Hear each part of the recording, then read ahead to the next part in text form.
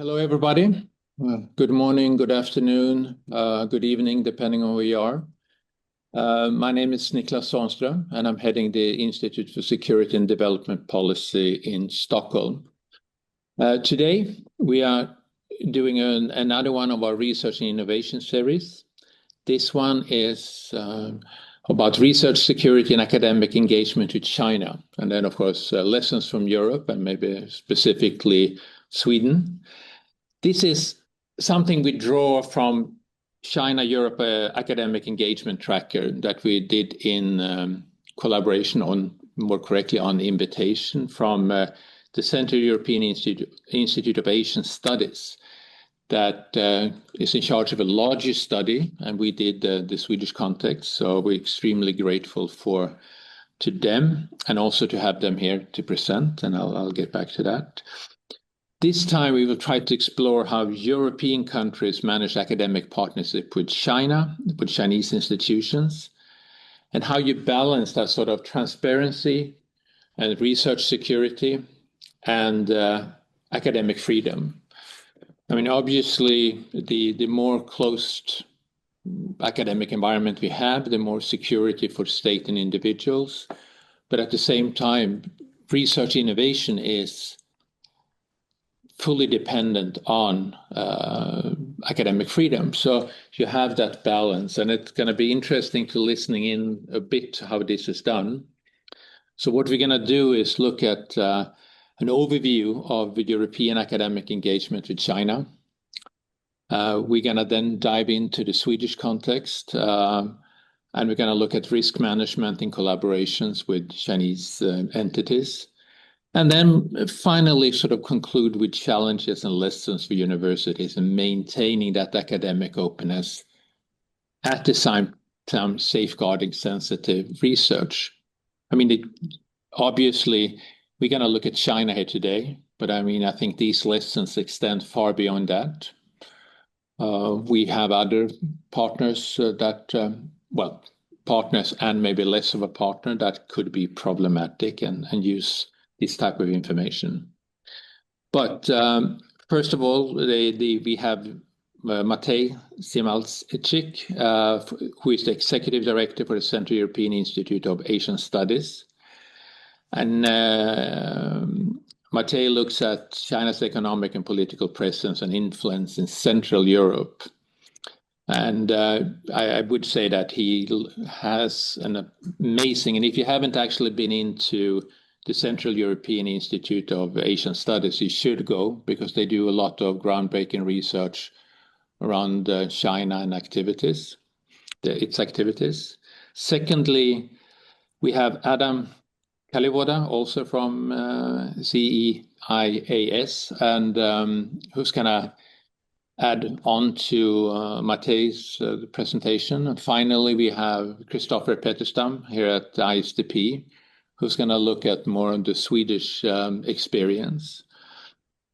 Please, I would recommend you all, and I think Anna has already been informing you, use the Q&A function and post your questions, and I will try to read them up nicely and clearly.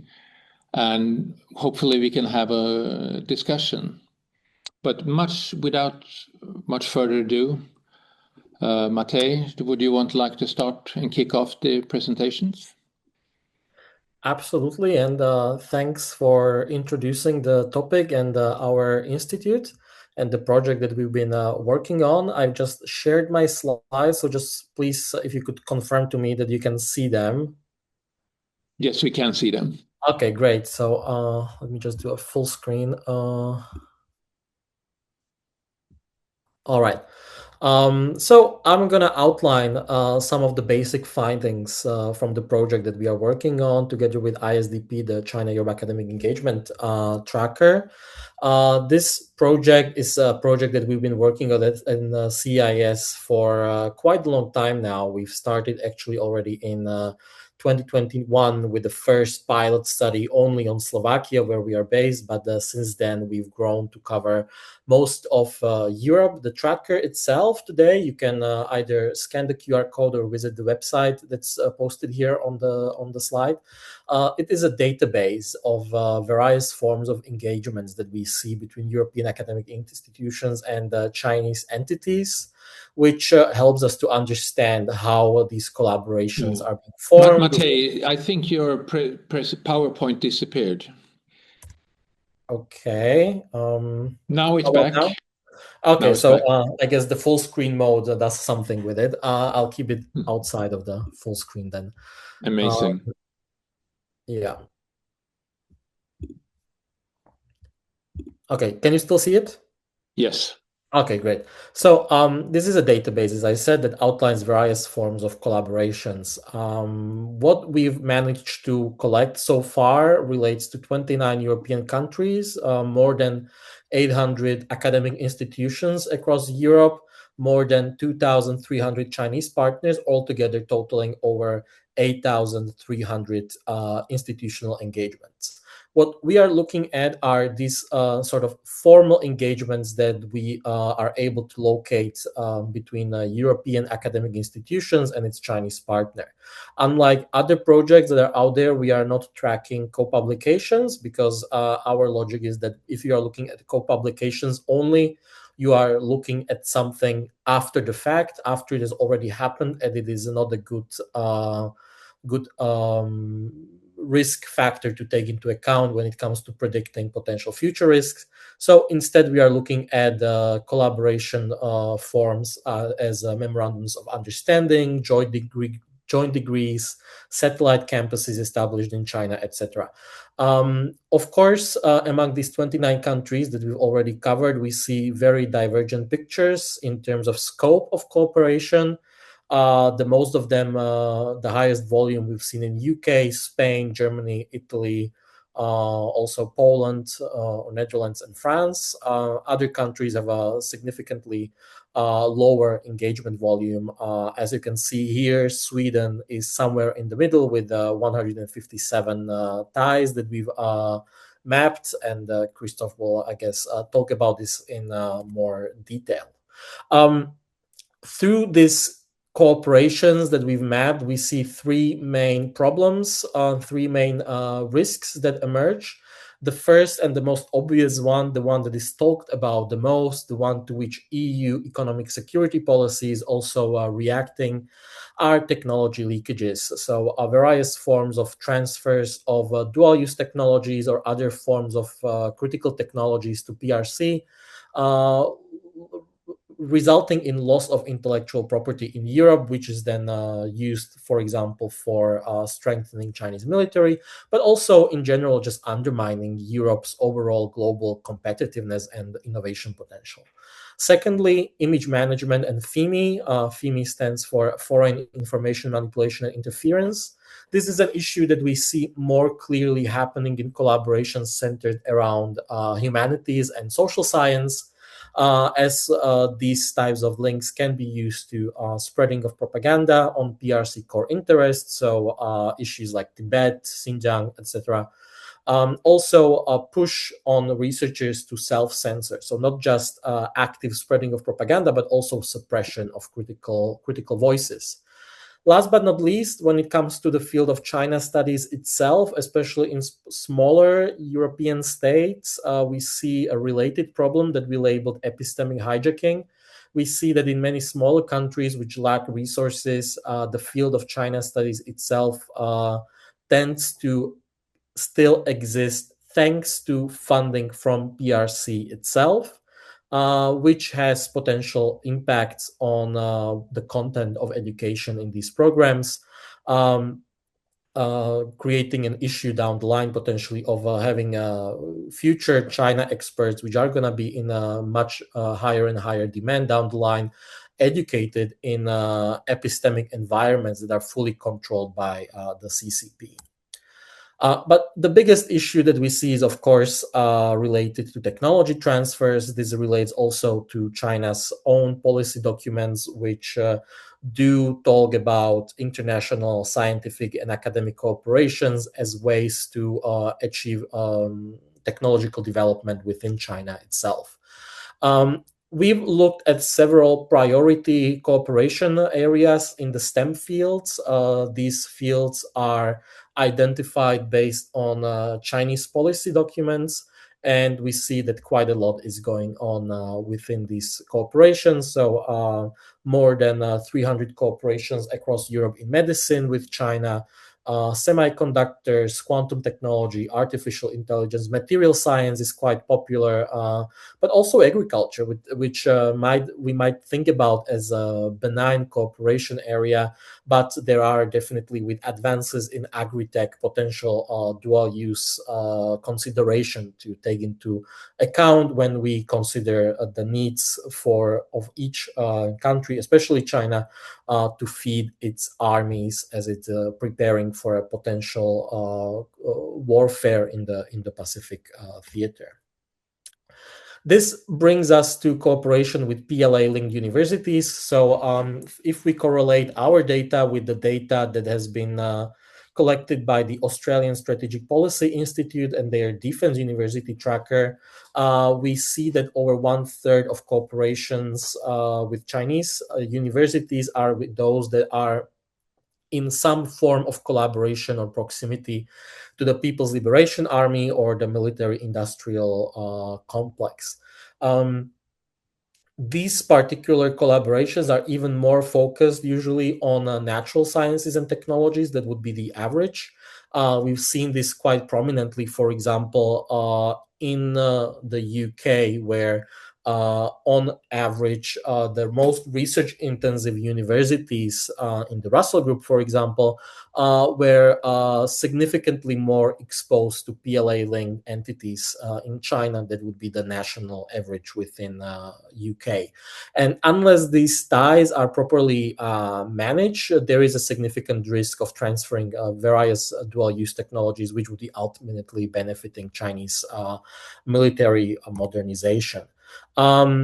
If we break this down across countries, we do see quite a divergent picture across Europe. And as you can see, we are not looking only at EU member states, but also quite a few non-EU countries in Europe.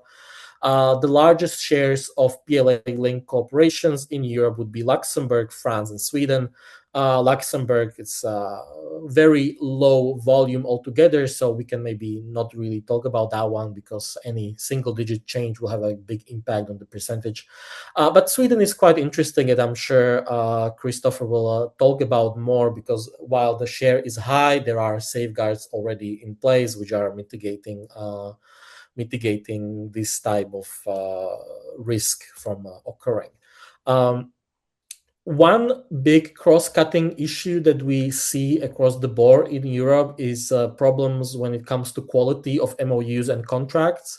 So right now we've collected over 1,200 copies of cooperation contracts and other cooperation documents. We are running an analysis on them right now that will be looking at them from a legal perspective, particularly at how intellectual property is being handled. But what we are seeing so far is that either intellectual property is not handled at all properly within these contracts. And if it is often favoring Chinese partners, as many times these contracts and MOUs are very likely drafted by the Chinese partner itself. Just one example that I want to highlight, that will be the first clause of these three that I've highlighted. That's a joint research lab for safe cities cooperation between Huawei and one European university, which stipulated that Huawei has a right to any intellectual property devised by that lab, also having power to postpone publication on any research if Huawei thinks that there is potential marketization that it can achieve out of that research, which is of course very good for Huawei and its access to innovation and new intellectual property, but its impacts for the university are not so positive, as well as impacts on the researchers themselves if they are prohibited from publishing while operating in the very well-known publish or perish academic environment. I'm gonna turn over to Adam now, so he can follow up on these broad findings that we have from the projects with our ideas on how to respond to these challenges and some of the recommendations that we've amassed based on interviews with various stakeholders. Yeah, great. Thank you, Matej. So as Matej mentioned, these are 5 broad areas which we have as kind of general recommendations. Some of them are based on the analysis of the cooperations between European academia and China, which Matej presented. And the rest of them, as you will note further down the presentation, are connected to some of the interviews which we have conducted last year and which we are still kind of parsing through, which are from different actors and all across the Indo-Pacific, be it in academia, be it in policymaking, etc., who have some insights into dealing with academic cooperations with China and more generally kind of the research security framework. So as this slide shows, generally there are 5 areas which we see as being important. The first one is around the framing or how we talk of the research security. The second is about the institutional awareness. The third one is about transparency and contractual quality. So being tied to what Matej talked about in the previous slide about the quality of contracts. The fourth about due diligence and risk analysis. And lastly, fifth about the risk management frameworks. So firstly, on the framing of research security. So generally, as has been also already brought up by colleagues from ISDP, there is this kind of general issue when it comes to research security that researchers tend to perceive it as being something that infringes upon their academic freedom, which we do see as being an important part of the academic freedom, that you want to be able to make free research to be able to actually progress generally. But in some cases, as Matej has also noted, there are also limitations to the research which the researchers need to be protected from. For example, in the case of the Huawei research, for example, not being able to actually publish on such research would be very much detrimental to the researchers. So there is this idea that has been broadly discussed about how this framing, which can be more positive, can help ensure that the researchers are able to actually conduct the research and how they are able to actually stay protected, not only in this academic framework, but maybe also, as are some cases in the USA over the recent few years, even legally or ethically in certain cases, not conducting research that may not be necessarily tied to positive political issues for the specific researchers, because generally, and this mostly ties to STEM researchers, the research that they conduct can be the dual use research, so there is the problems that are tied to that. So this is the general kind of approach of framing the research security as a positive, as something positive, and getting to the yes approach. And based on our interviews, this is something that is generally effective in countries such as the US or the Australia or in the Canada.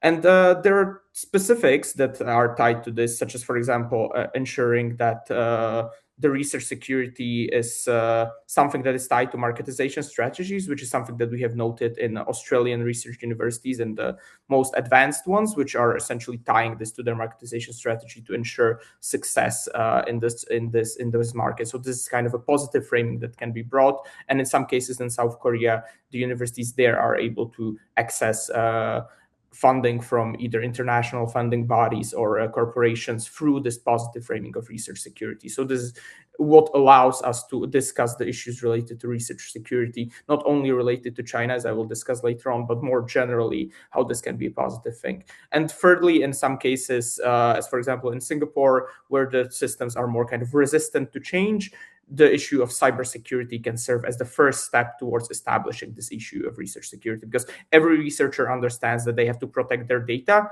Generally, this is where Matej talked about the IP, right? This is like the baseline of what we are trying to protect, as what researchers are trying to protect to ensure that they can publish or they can actually get some patents, etc. So protecting this data through the cybersecurity can be the first step, as is generally understood.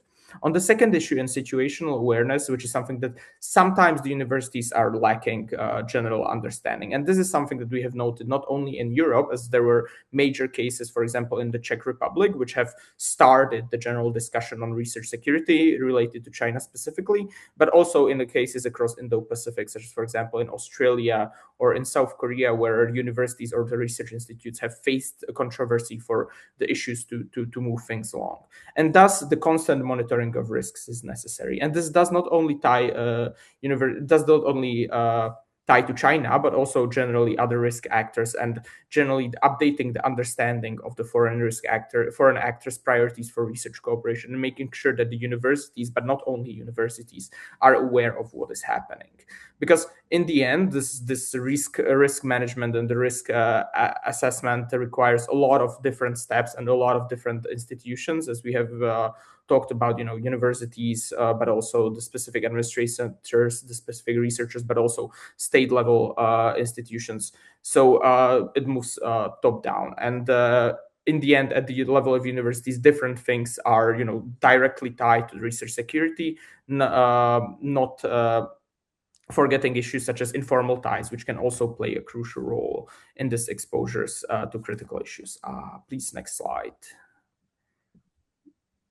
And so there are three more issues. The first is the transparency and contractual. The third is the transparency and contractual quality, which Maciej talked about, which generally is something that is missing in the EU's response. But some specific countries have systems which allow for which require state institutions for mandatory contract disclosures, and is something that, such as more strength when it comes to transparency, can help affirm checks on the contracts and ensure that the broader society and the broader community can in the country's civil society can check on the specifics of the cooperations to ensure that they are not problematic in cases, ensuring better contracting practices, ensuring that the IP governance is properly done, there are proper publishing rules, etc., which Maciej would surely be able to talk about a little more, as he's the resident lawyer. And fourthly, the due diligence and risk analysis, which is making sure that the universities themselves, who are specifically tied in doing the work of contracting the different corporations, etc., are ensuring that their capacities are being built, training their administrators, working on consultancies, etc., but also issues such as ensuring that this framing or research security as a mindset is properly done, sensitizing the research community towards these issues, and ensuring in some cases, this is something that is also currently being somewhat done in the case of EU's Horizon, tying critical research funding to research security. In the case of EU Horizon, this is very specifically by omitting China in certain areas, but more broadly, it can be understood as tying the funding conditionality for sensitive research to different research security frameworks. And on the last slide, we do have the general insights into how we do see the possibility of developing these risk management frameworks, which is something that in the end stands on the individual institutions, while countries can provide and generally could provide support. It is only the individual research institutions that are working on the specific things. And so while they should ensure that there are also researchers are being taught or being educated on the issues that they may face, there's also the necessity to establish different specific individuals to serve as research security officers, setting up specific mitigation frameworks to ensure that the cooperations are beneficial. So as we have discussed, as has been mentioned already, that the research cooperation has to work on this kind of certain openness level, which is necessary for research. So ensuring that these mitigations can help prevent any potential excesses. As a basis generally across the globe, but the critical technologies lists are what is the basis for this, to ensuring that these technologies are the most protected or the most sensitive ones, and then going from there, ensuring things such as providing research security education to not only administrators but also up and coming researchers, students, etc., can help provide more insights into how to govern these issues. And lastly, is in some cases to ensure that the broader sense of the risk management is not only done by the universities, but also other institutions, such as the cases of the funding agencies or the grant providing agencies, which can serve as one of the actors in ensuring and checking the research security when it comes to specific research projects. So these are the kind of 5 broad areas which we have seen during our research and also during our interviews can serve for providing stronger approach to research security across the world, not only from what we have seen in Europe specifically, but also from our research interviews in certain Indo-Pacific countries. Yeah, that will be it from me. I think, Maciej, will you have anything you would like to add, or? No, I think we are good for now, and happy to answer Q&A questions once we get to that part. Yeah. Amazing. Christopher, do you want to put some yellow and blue colors on this? Sure. My presentation will center mainly around the Swedish context and the background, and then go into the details that me and my colleague discovered when we were beginning to do the research for this project. Sweden's first academic exchanges with China occurred in 1918, and the inaugural engagement with the People's Republic of China was begun in 1952. In the modern era, though, it first began in the mid-2000s that Sweden and China started to bilaterally sign agreements, mainly centered around science, technology, and other higher education topics. However, there saw a relative slowdown in the late 2010s, mainly due to heightened diplomatic tensions and increased public scrutiny, which I'll go into in more detail when I discuss the Confucius Institute close downs that occurred during that time. But for our report, we looked into 29 public universities and 3 private universities. Of these 25, at least one has a current connection with of these 25 institutions, at least one had connections to a consortium of Chinese partners, and there were 159 agreements or memorandums of understanding in total. During our investigation, we found that most of the contracts were signed at the faculty level and were mainly memorandums of understanding, and there was a limited insight into research areas, with only 2 of our respondents giving a very detailed overview of the complete agreements that they have with Chinese institutions. So some of the details that we ran into when we were collecting these agreements was that there was a lot of workload difficulties occurring with compiling the information, which shows that a lot of the institutions were a little disorganized with attempting to get these files. And once they did get the files, they proved to be extremely extensive, and there was sometimes little context given to certain specific contracts that me and my colleague had to go into and ask questions regarding them. We also found that for at least 25 of the links, the agreements were expired, and the institutions then later told us that while these agreements would expire, they would then continue operating as if they hadn't expired and then sign these contracts at later points. Most of these agreements were student exchanges, and Swedish universities generally don't record students' nationalities, which also provide, it makes it difficult to provide context as to how many students from Chinese links institutions are coming to Swedish universities. Regarding the Confucius Institutes, Sweden was the first country in the EU to open a Confucius Institute in 2005, and later became the first to close fully all Confucius Institute-related activity in 2020. At the peak in the early to mid-2010s, Sweden hosted 4 Confucius Institutes and 1 Confucius classroom, and these were mainly embedded in universities and other upper secondary schools around the country. Between 2015 and 2020, the Confucius Institutes were begun to be phased out, mainly due to two diplomatic issues encountered between Sweden and China. And that was the 2015 abduction of Gui Minhai, who is also known as Michael Gui, who he was abducted, I believe, in Thailand and later brought back to China to face charges.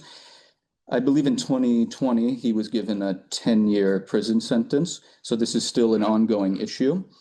And there was also heightened public scrutiny over the Hanban, which is the Center for Language Education and Cooperation, regarding their financing and the influence that they had over their curriculum, which mainly covered cultural, historical, and social topics in the Chinese sphere. Sweden began efforts then in 2018 to centralize and have a more formulaic idea of how to deal with countries. And the Swedish Foundation for International Cooperation and Research and Higher Education, which is known as STINT, identified numerous gaps in the 2018 report that would have to be filled in order for Sweden to have better security relating to their research with foreign institutions. There were 5 overarching needs that had to be identified in order to do this, which were coordinated risk assessment processes between universities and government agencies, the development and updating of policy frameworks to guide engagement with foreign partners, in particular authoritarian states, strengthen institutional systems across higher education and research institutions, and then enhance dialogue and coordination between academic institutions as well as government agencies and the security apparatuses. The challenges were identified in the government report, also were evident to us in the data gathering phase, because while, as I mentioned before, when the institutions were looking into the data and contracts to give to us, there wasn't a real centralized oversight or administrative capacity for storing and identifying the relevant information. And that's something we ran into several times, because each of the universities we worked with provided us with either a lot or a little or anywhere ranging in between. And so that's something that has to be fixed for the future. The Swedish government likes to go off the idea that research should be as open as possible and as secure as necessary. And among our respondents, there seemed to be a cautious approach now with renewals, with some institutions maintaining existing cooperation frameworks while anticipating possible new guidelines to come down from the government. Most of the identified links between Swedish higher education institutes and Chinese institutions focused on mainly broad commitments to student, academic, and staff exchanges. A minority of the agreements specified were mainly done between the different faculties, and non-STEM areas dominated, mainly covering the areas of law, business management, languages, and medicine. However, the most sensitive topics and collaborations mainly centered around STEM publications. And these were where we saw defense-linked institutions. So of the 159 identified links, we found 41 were categorized as high or very high risk institutions, and this was based off the ASPI Defense University Tracker Guidelines. And the 3 universities that we found to have links to PLA-linked institutions were Linköping University, specifically their engineering facility, a faculty who had an agreement with the Beijing Institute of Technology. KTH, also known as the Royal Institute of Technology, had an agreement with the Harbin Institute of Technology, and the University West had an agreement with the Nanjing University of Aeronautics and Astronautics. And we've seen now results coming from this, or not, possibly not coming from this. I don't want to be arrogant enough to say that our study had such big influence. But I was interviewed by a journalist from the Swedish newspaper Dagens Nyheter a few weeks ago, and the article came out came out last week. And in it, she interviewed me as well as Stefan Ostlund, who is the vice chancellor of KTH, the Royal Institute of Technology. And their agreement with Harbin University, while it's still ongoing, is now going to be not renewed when it comes to the expiration date in 2027. And the vice chancellor said that this was mainly due to external pressure received by the institution. I don't know whether our study had any results of it or if this was something that was determined before it was published. He said that this was decided about a few weeks ago, but tangible results are there, and it's a promising sign that there are external pressures on these universities that are holding them accountable when they are in cooperation with PLA-linked institutions.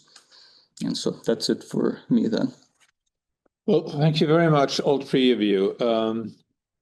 Again, it's going to open up for Q&As. So if you have any questions, please use the Q&A function, and I will read up the question.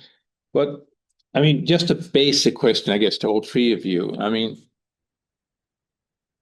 when we sort of have highlighted China right now, and I mean, is Chinese collaboration inherently problematic? I mean, when we look at Chinese scholars, I mean, some of the best and brightest are in China. They're leading in research in many fields. How should we really think about this? Because excluding Chinese researcher is also a problem. I mean, excluding a research because of nationality is, well, inherently problematic. So what is making, I mean, of course, if it's a PLA-linked institute and you're dealing with sensitive research, that is obviously very clear. But how should we think about this?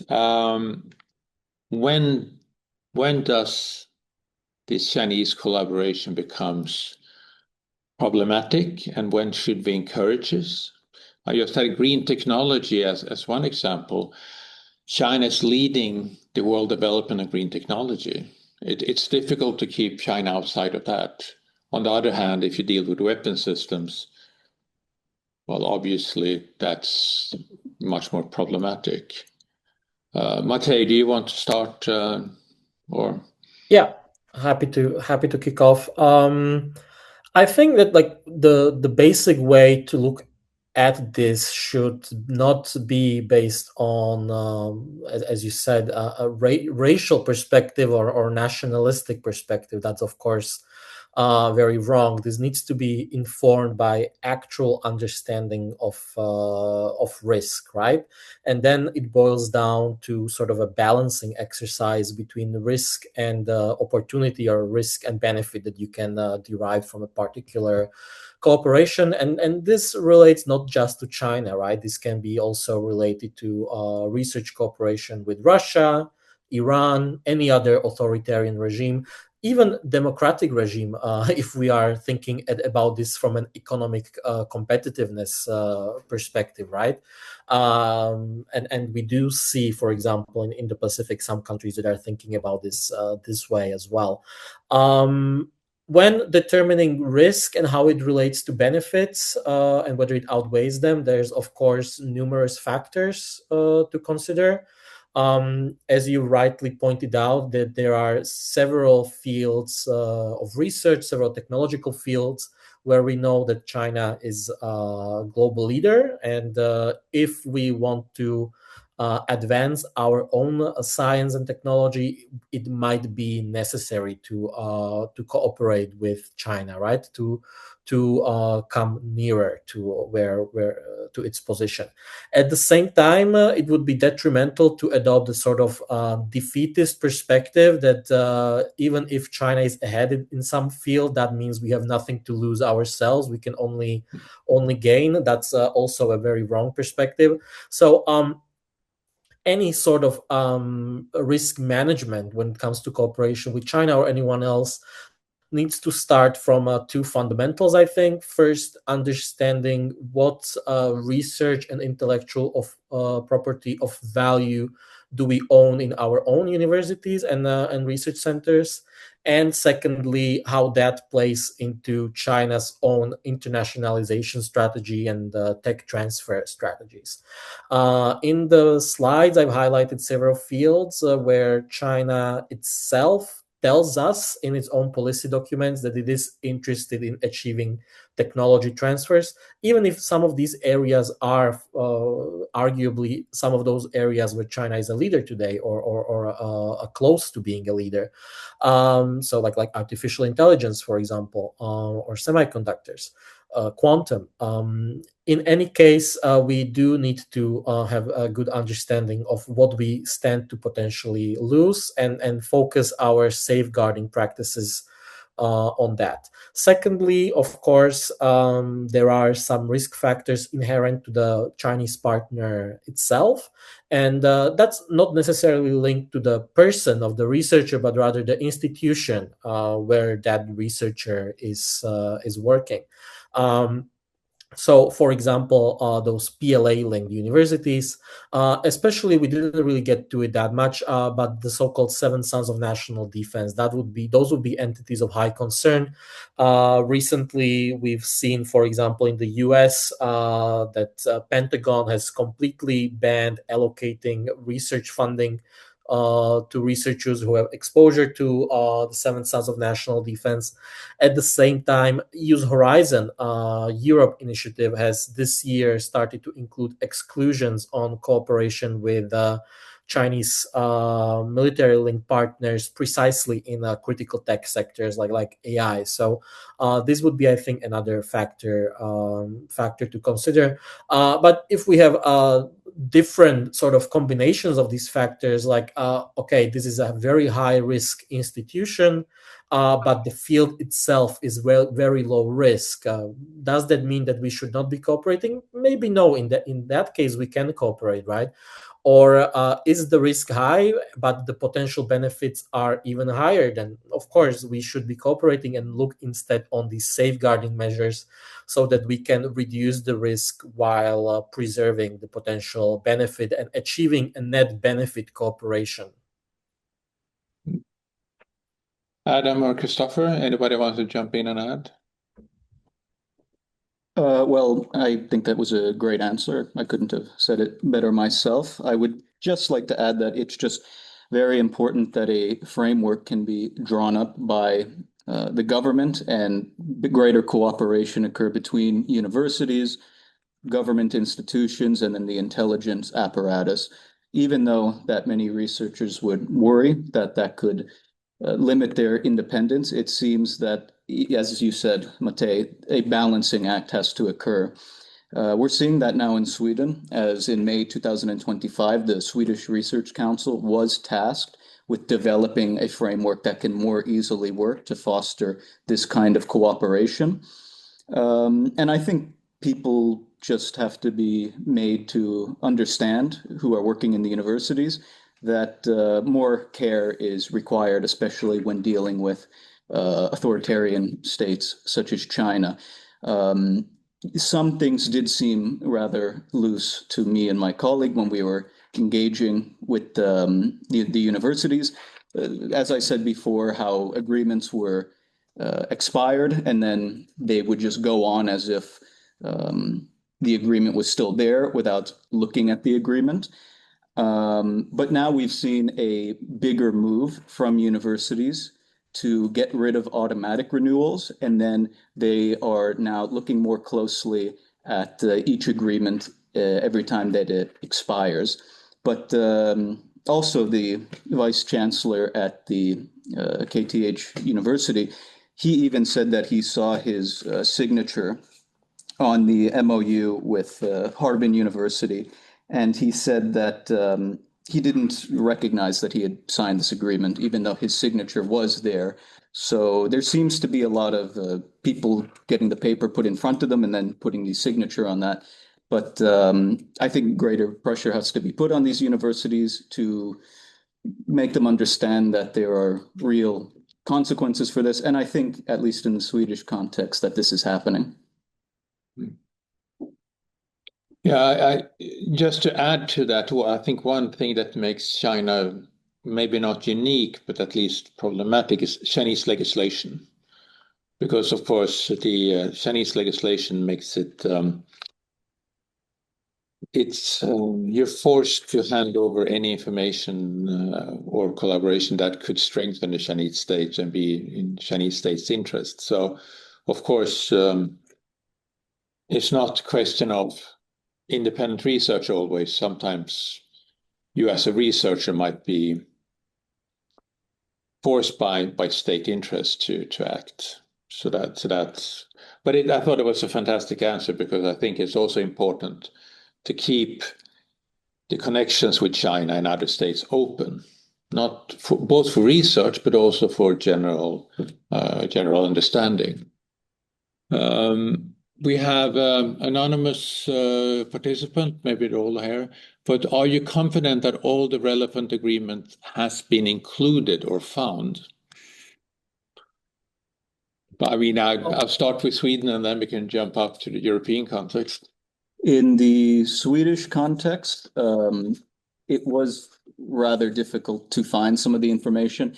And I don't think there is, at least in some universities, it's not organized as well as others. So you would see on so-and-so's university page that they have had an agreement with Fudan University with student exchanges, and that wasn't sent to us by the university when we had asked for it. And then after asking for it, they found the agreement. I don't think they're trying to hide anything, but I think that better organization, especially related to cooperation and research collaboration with authoritarian states, has to definitely be there. We also spoke to 3 private universities too. Public universities in Sweden have to give us the information based off of freedom of information requests, but the private universities too didn't respond to us. So they're not legally obligated, so we were not able to get that information. Yeah, I think across Europe we see similar pattern. I don't think we can 100% guarantee that we found all of the contracts and cooperations that exist between universities and China. Our idea is that even having fragmented information collected in a database is still beneficial, because it allows us to make better decision making on how to implement research security policies, because at least we have sufficiently robust data to draw up some conclusions. Certain specific agreements might be missing, and there are different reasons for that. Part of it would be, as Christopher has mentioned, disorganization or decentralization in individual research institutions. But we do have also experiences in some countries with specific universities that they flat out refuse to provide the requested information because they would say that it's too much work for them, or they are protecting some form of business secret or something, which limits ability to get that data. Personally, I find that sort of response problematic, especially when we are talking about publicly funded public universities, and then it is no longer an issue of their own private interest, but rather of public interest, of how the funding they receive is handled. But overall, I think we do have sufficiently robust information collected. Yeah, no, I would just add on to that in certain countries, even the level of the decentralization of universities is quite high. So, getting a complete overview, even sometimes for the university based on our engagement with them, is sometimes near impossible. So while on one hand, this kind of makes collection harder, it on the other hand also helps the university understand if we manage to collect something, because then they actually have noted to us that they have noticed some of the some of the cooperations on the tracker, which they were not necessarily aware of. So there is kind of, a more complicated answer to that. As Matej mentioned, even if there would not be everything, we do see this as being a sufficient enough insight into how the general kind of picture looks like. At certain point, if the sample is big enough, it tells us something about the trends and about the specifics. So that's probably the baseline for me.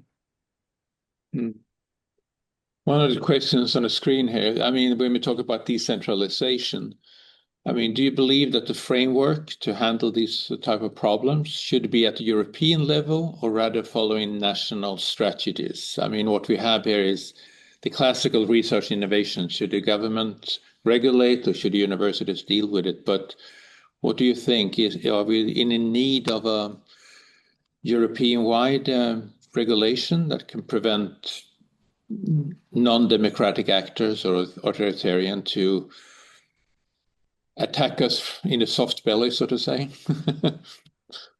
Anyone wants to? If I can start, maybe, I think that we need a bit of both. We need both EU level response and a national response as well. And within each country, it also needs to be a bit of both a governmental response as well as university level or research institution level response. Why is this? First of all, if we consider this EU versus national response, there is, of course, the perennial issue of EU competences and the fact that EU's competences in research and education are fairly limited compared to trade, for example. Hence, why currently research security is included under economic security strategy of EU, which helps us to deal with technology transfers, but is not sufficient enough to deal with some of the other problems that we see when it comes to collaborations with China, such as spread using the impact it has on humanities and social science or on transnational repressions, for example. So for that, we do need a national level response. Secondly, I've mentioned that Horizon Europe is now including research security conditionality for some types of grants in some of the critical fields. But unless that is matched with harmonized requirements of the national level funders, we risk a dichotomy that the potentially problematic cooperations will be conducted through national level funding schemes rather than only European level funding schemes. And if these two don't match, that would be creating a significant gap in our response. When it comes to this dichotomy on the national level, government or research institution, again, bit of both. Government on the government side, there is the need to respond for, especially on the funding agency level, but also creating the necessary legislation for funding agencies to be able to act in this way. Also, what we've seen beneficial, for example, in Netherlands, is creating points of contact so that the universities have someone to go to brainstorm and see whether any particular type of cooperation would be seen as problematic from a security perspective, because often we hear from universities is that they are simply not equipped to make decisions around national security considerations. But ultimately, the decision always has to be made at the university level, and the university needs to take ownership of its decision making. And conducting due diligence is something that cannot happen outside of the university, because only the university knows what kind of research is happening within its halls. Christopher, Adam, anybody wants to jump in? Yes, I would completely agree with that, that fundamentally it is the university that is conducting the research, and it's them that has to bear the brunt of the responsibility. Of course, national level laws should be in place. It would be good to have a minimum European level that we can say creates a framework, a minimum idea of how universities should conduct research with authoritarian states. It does become difficult, though, because every country has different context. You have countries ranging from Sweden that has rather robust framework in place, and it's only getting stronger.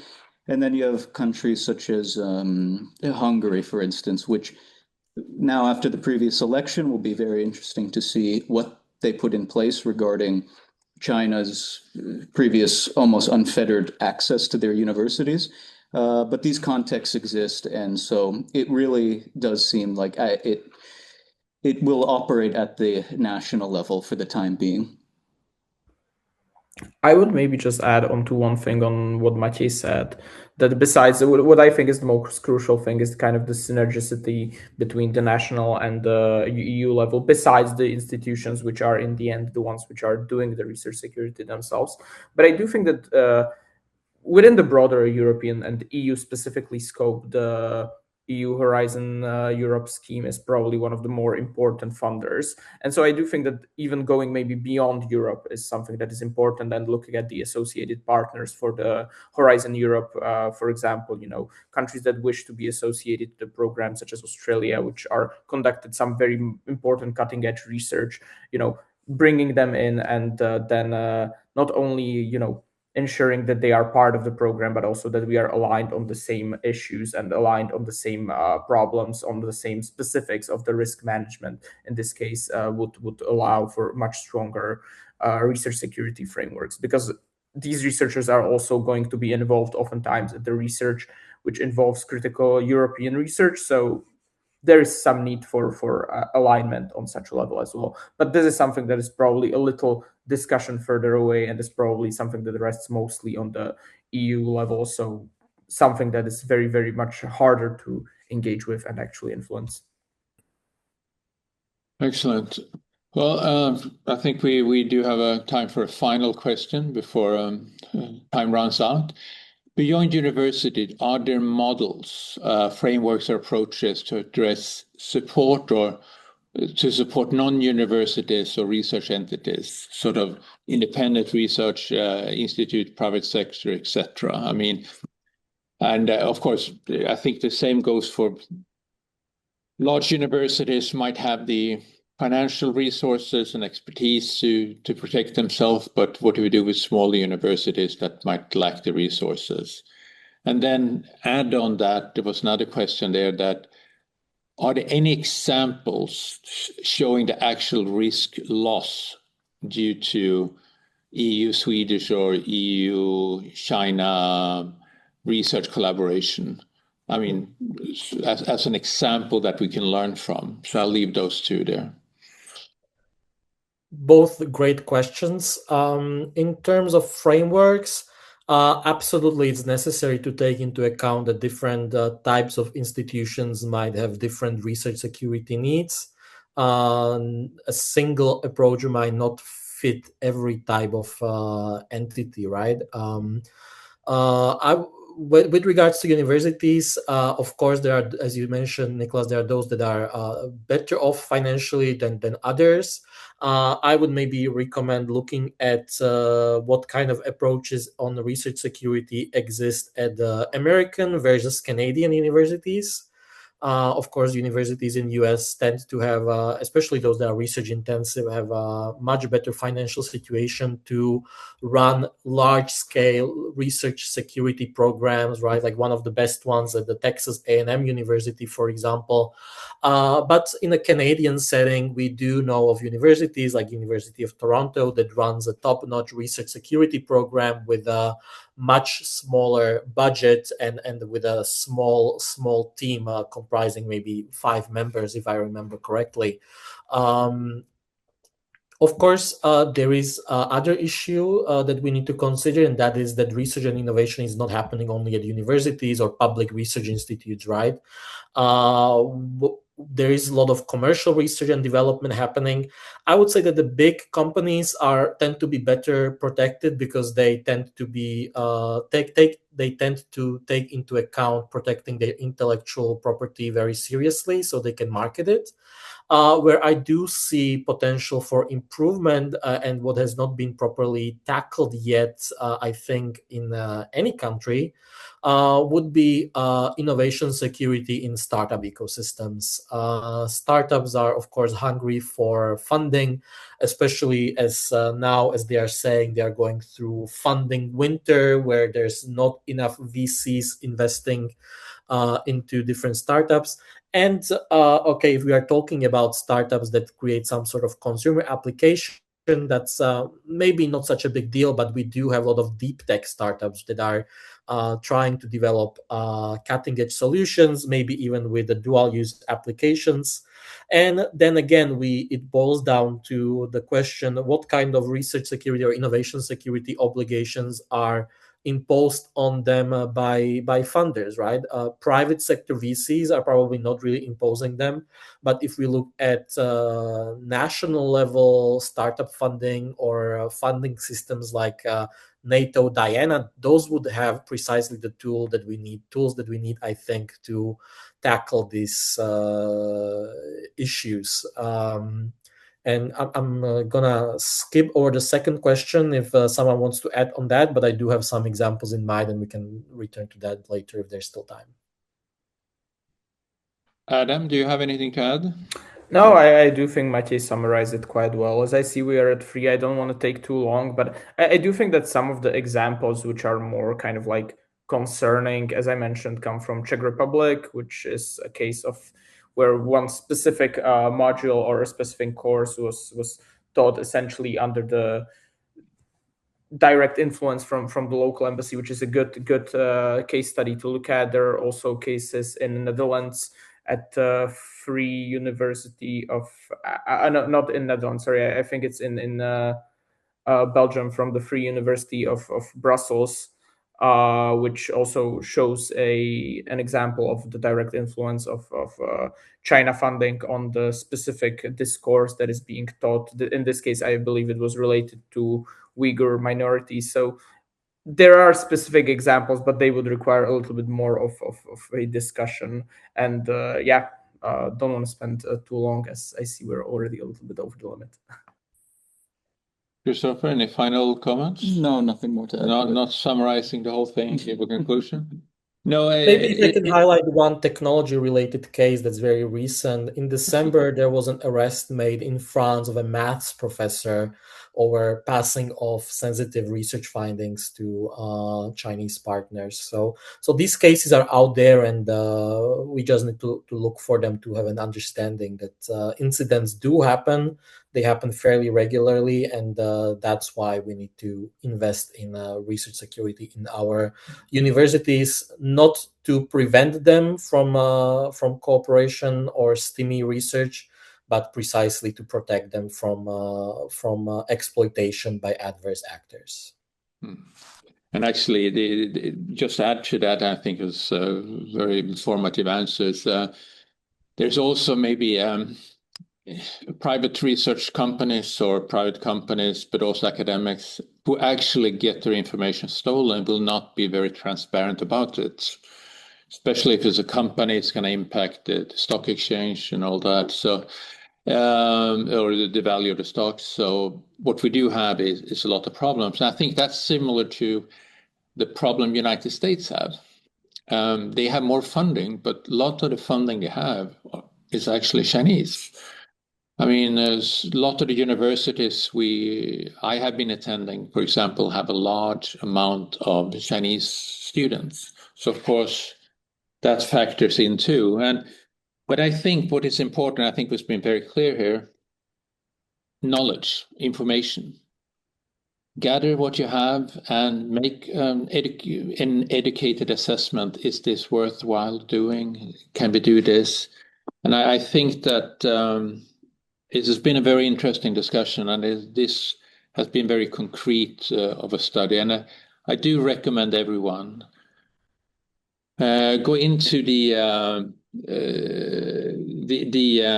Central European Institute of Asian Studies. Go into the homepage, download this study, and look at it. It has been a very interesting journey, and I think it's been extremely informative. And I would like to thank both Matej and Adam for joining us today, and of course, Christopher, but also thank you for inviting us to participate in this study. So thank you and have a wonderful afternoon, everybody. Thank you for having us. Thank you very much. Thank you.